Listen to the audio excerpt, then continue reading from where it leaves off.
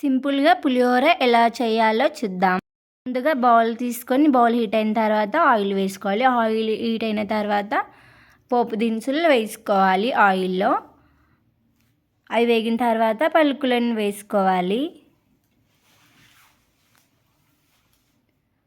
Onions వేయాలి.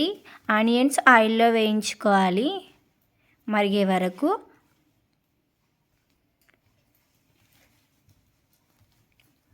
అలా వేస్తూ ఉండాలి.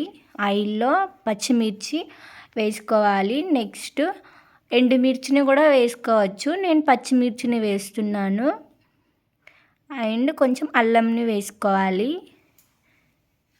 అండ్ పసుపు వేసి ఆయిల్లో అలా కలుపుకోవాలి. అండ్ సాల్ట్ని తగినంత సాల్ట్ని వేసుకోవాలి. రైస్ని బట్టి, రైస్ ఎంత క్వాంటిటీలో ఉందో అంత తగినంతగా వేసుకోవాలి.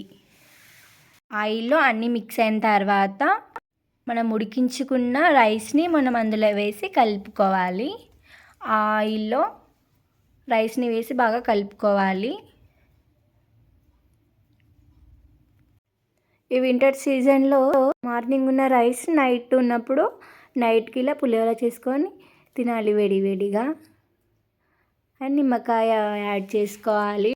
కొత్తిమీరను కూడా యాడ్ చేసుకోవాలి. నేను వేసాను ఆయిల్లో కొత్తిమీర ఆల్రెడీ. అండ్ పైనుంచి కూడా కొత్తిమీర కొంచెం యాడ్ చేసుకొని కలుపుకోవాలి. ఎందుకంటే వేడిగా ఉంటుంది కాబట్టి అలా మిక్స్ అవుతుంది, చాలా టేస్టీగా ఉంటుంది.